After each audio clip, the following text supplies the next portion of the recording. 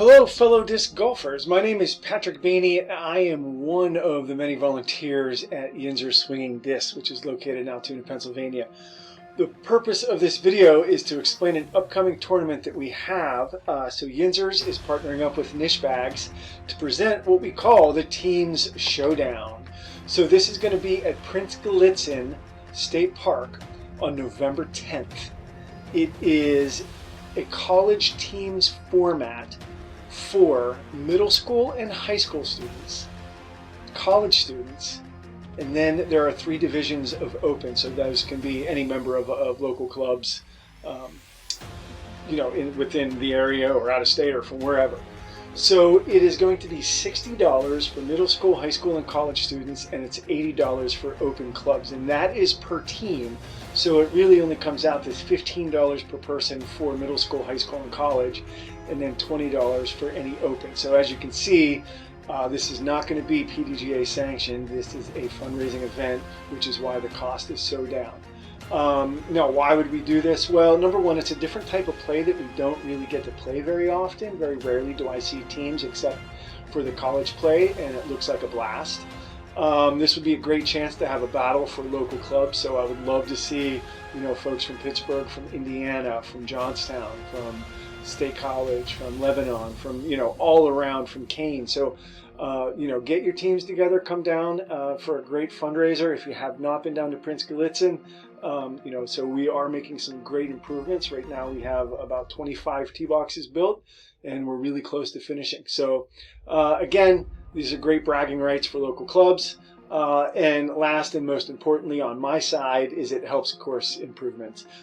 Absolutely 100% of all proceeds from this tournament will go directly back into either tee boxes, which I hope are built by then, or for the signs that are planning to be built in the spring of 2025, so next spring.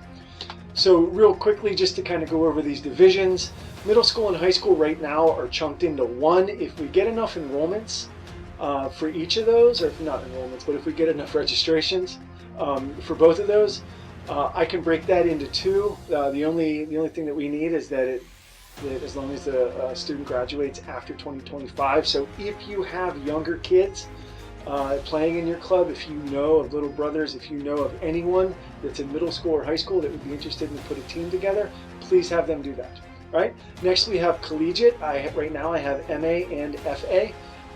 So this can be for a full-time student, part-time student. It can be graduate, undergraduate. You do not have to be affiliated with a university club in order to take part in this. As long as you and your teammates go to the same college or are all college age, you can do that. So it's not imperative. Although it's preferred that you all attend the same university for bragging rights, it's not imperative. It's not mandatory. Same with high school. You don't have to all go to the same school district, although it would be preferred. And then we have the Open MA1, which is the average of greater than 930. So we would take your PDGA scores, add those together, divide by 4, and if your average is above a 930, then you go as MA1.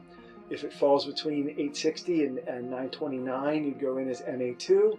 And if it's 859 or below, you'd go in as an MA3. If you're not sure, I would always say round up to the higher division or reach out to me.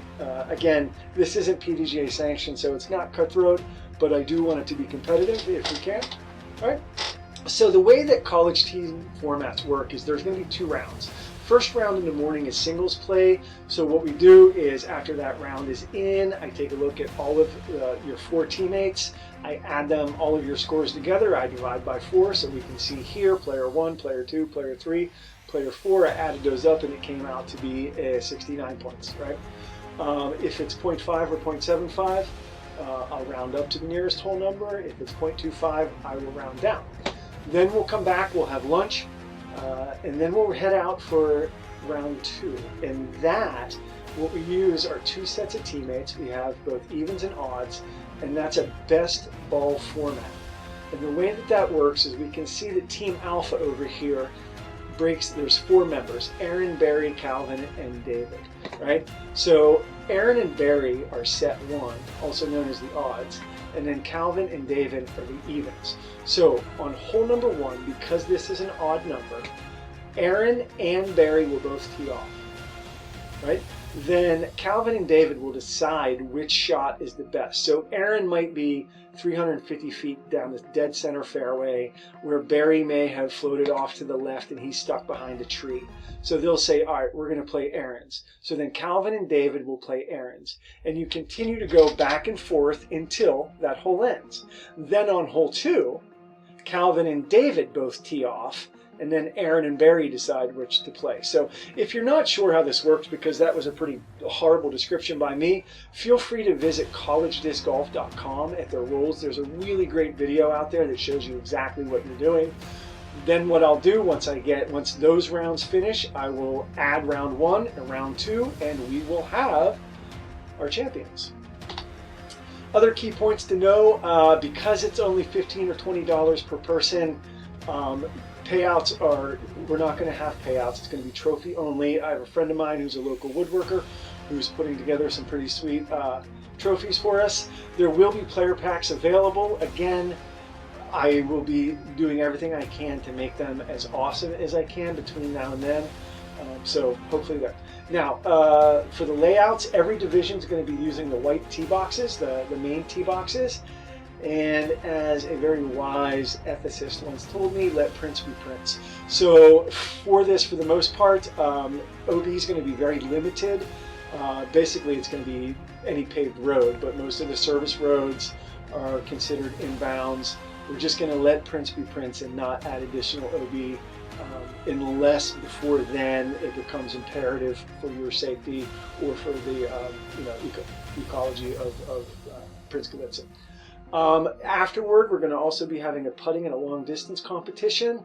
Your entry to get into that is the donation of a used putter, mid-range, and or fairway driver. If you do all 3, then you get bonus throws for your competition. So if you have old putters, old mid-ranges, and preferably understable fairway drivers, please consider donating those.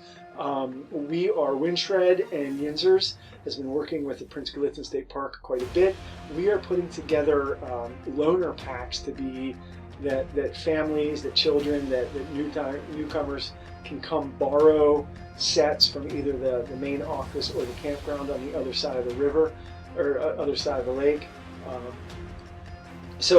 there'll be a description on Disc Golf Scene about that. And then also for a $3 donation, we are going to have food available. My neighbor, who's a fantastic cook, my mother, who is a hostess of all hostesses, and my wife, who's the most amazing person I've ever met, has agreed to help me put together burgers, dogs, and all kinds of sides for this. I am asking for a $3 donation just to kind of help offset the cost. If you don't have it, that's fine. We can work something out. All right. And then finally, there is a hole sponsorship for $20 the day of. We'll put a temporary sign on the hole. I will announce your name at the player meeting, and also I'll put your name in the caddy guide. And then for $200, there is a permanent plaque that we're going to put on the signpost. And again, I hope to be working with the state park this winter on getting new signs. So we will put a small plaque underneath that will say whatever you want it to say, and you can nominate the hole. Right now, 5 out of the 18 holes have been donated by private donors, so those are taken. So if you're curious as to which ones remain and you're interested in doing this, please, please, please reach out to me. And then finally, Windshred Disc Golf, Mr. Gavin Dively will be available that day with all of his swag and all of his discs.